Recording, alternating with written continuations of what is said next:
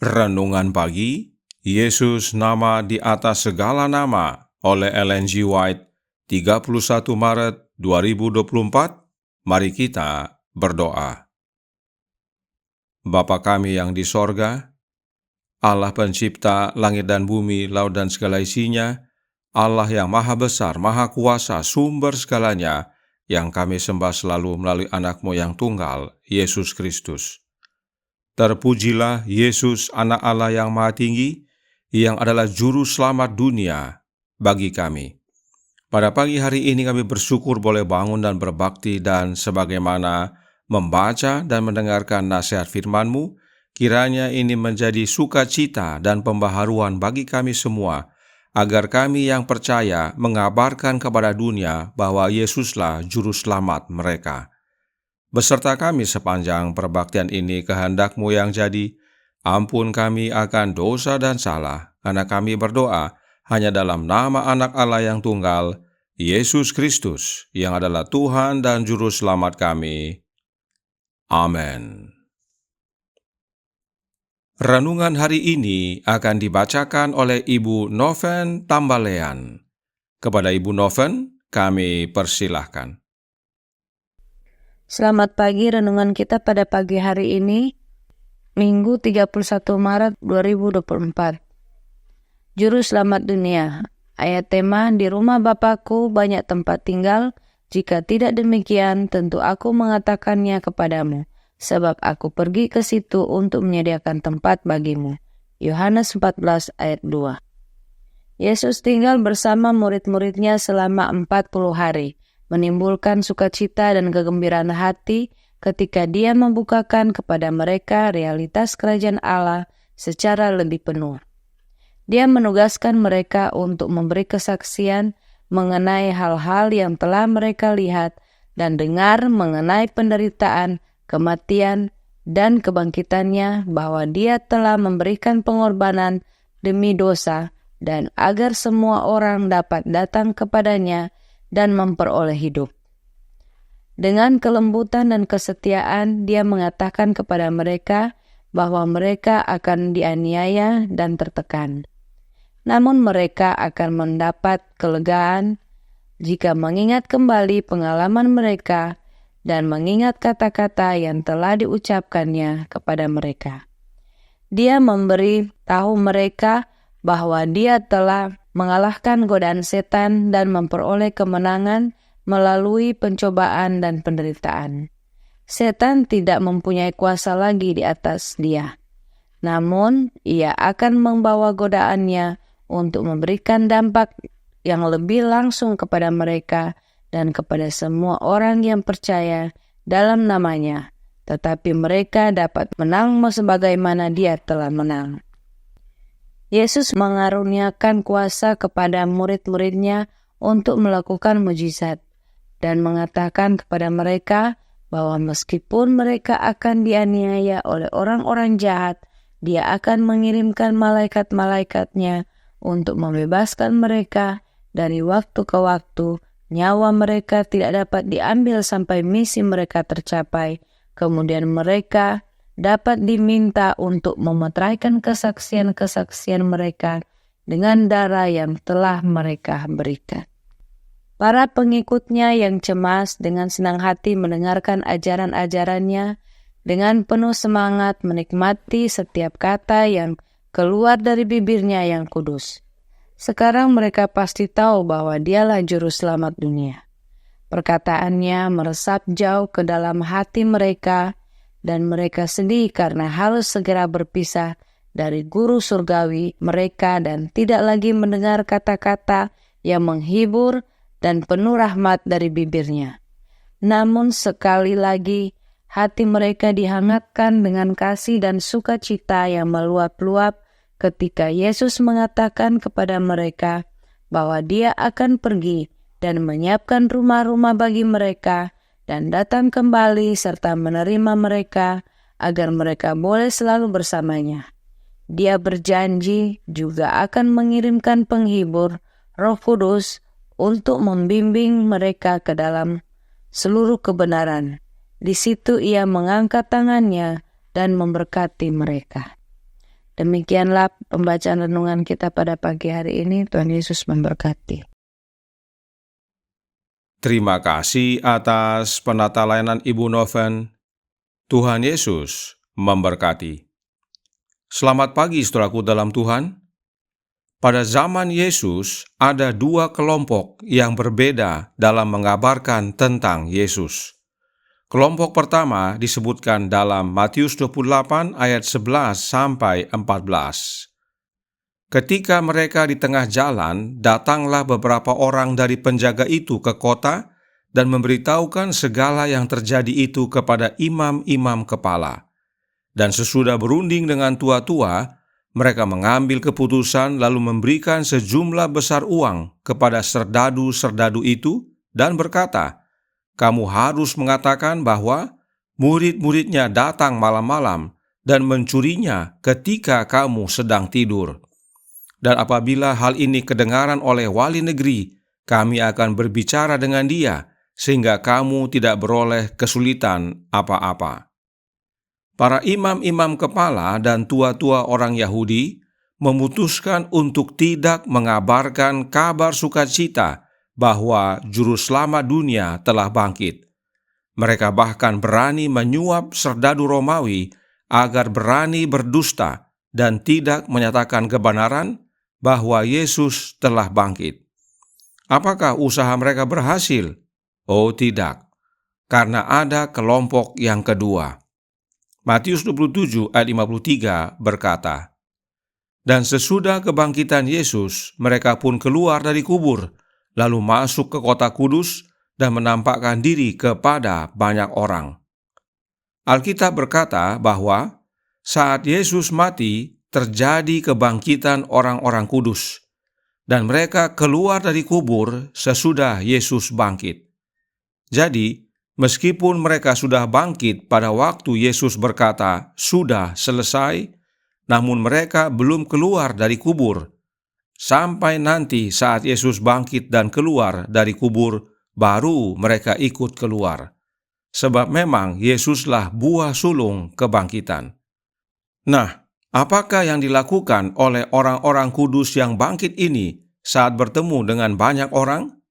Early Writings halaman 184 paragraf 3 menyatakan, mereka yang keluar dari kubur setelah kebangkitan Yesus menampakkan diri kepada banyak orang, memberitahu mereka bahwa pengorbanan bagi manusia telah selesai, bahwa Yesus yang disalibkan oleh orang-orang Yahudi telah bangkit dari kematian, dan sebagai bukti perkataan mereka, mereka menyatakan, "Kami telah bangkit bersama Dia." Inilah kelompok kedua yang mengabarkan kebenaran bahwa Yesus, Sang Juru Selamat dunia, telah bangkit, dan mereka adalah buktinya.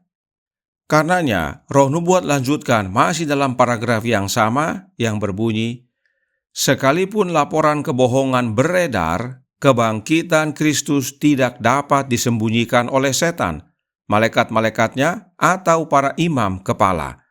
Karena rombongan orang kudus ini yang bangkit dari kubur mereka menyebarkan kabar baik dan penuh sukacita, yaitu bahwa Yesus telah bangkit. Bahkan Yesus sendiri akhirnya menampakkan diri kepada murid-muridnya. Bagaimana dengan kita? Adakah kita mau kabarkan bahwa Yesus telah bangkit atau menutupinya? Saudaraku dalam Tuhan, kita hidup di zaman sesudah salib. Bagi kita yang percaya, kebenaran tentang Juru Selamat dunia seharusnya menjadi tema pekabaran kita. Sebab oleh kebangkitannya Yesus, nyatalah bukti bahwa Yesus adalah Juru Selamat dunia. Renungan hari ini berkata dalam Jesus Name Above All Names, halaman 99 paragraf 4. Sekarang mereka pasti tahu bahwa Dialah Juru Selamat dunia. Mereka di sini adalah para murid. Setelah kebangkitan Yesus, para murid Yesus akhirnya tahu dengan pasti bahwa Yesuslah Sang Juru Selamat dunia.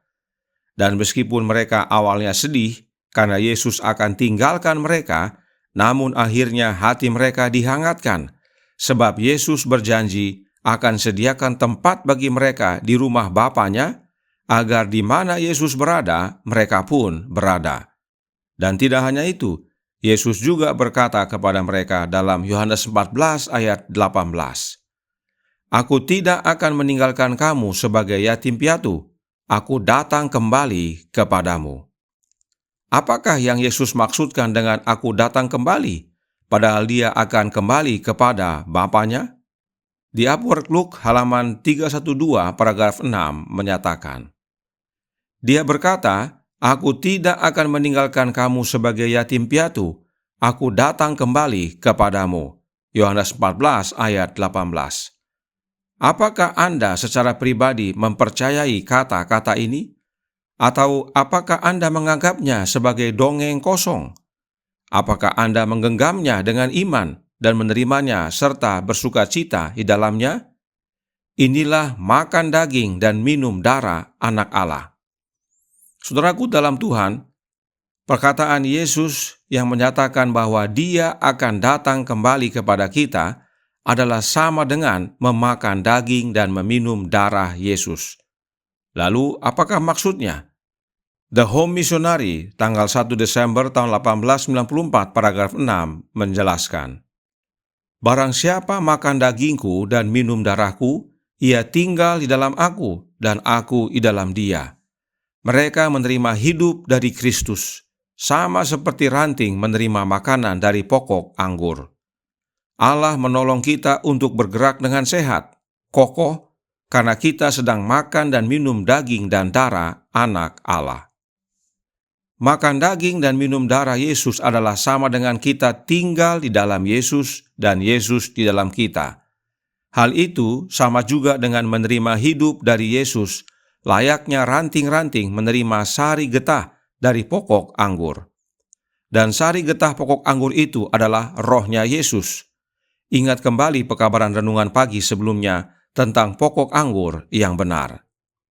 Jadi, saudaraku dalam Tuhan, saat Yesus berkata, "Aku tidak akan meninggalkan kamu sebagai yatim piatu, aku datang kembali kepadamu," hal itu menyatakan bahwa Yesus datang kembali kepada umat-umatnya oleh kehadiran rohnya yang disebut penghibur.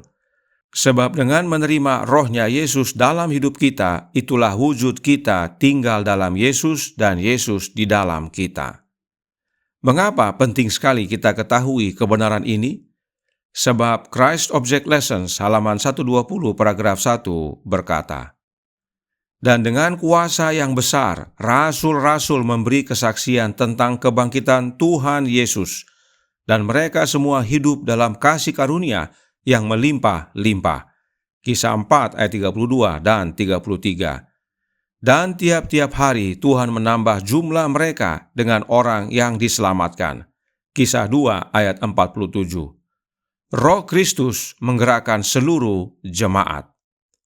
Pada hari Pentakosta dan seterusnya, jemaat mula-mula dengan kuasa yang besar mengabarkan bahwa Yesus, Sang Juru Selamat dunia, telah bangkit. Dan kuasa yang besar itu adalah rohnya Kristus. Roh Kristuslah yang menggerakkan seluruh umat untuk kabarkan bahwa Yesus Kristus telah bangkit.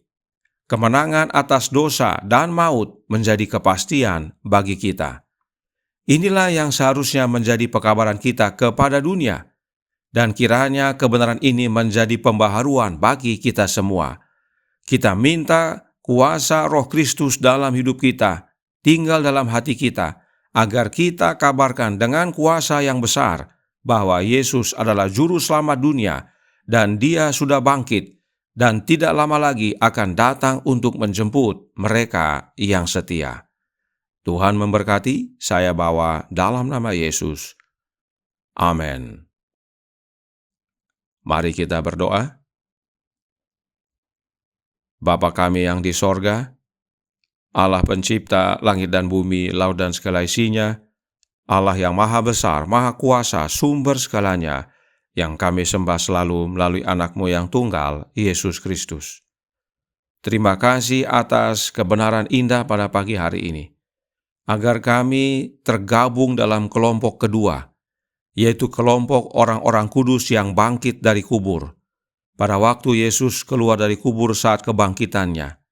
di mana mereka saat bertemu dengan orang banyak mengabarkan tentang Yesus Sang Juru Selamat dunia yang telah bangkit.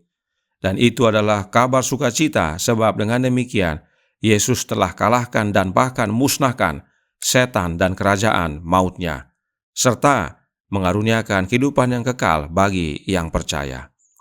Karenanya tolong kami ya Bapa, curahkan roh anak-Mu dalam hati ini, dan biarlah masing-masing kami mau buka hati, sehingga Kristus masuk dalam hati kami.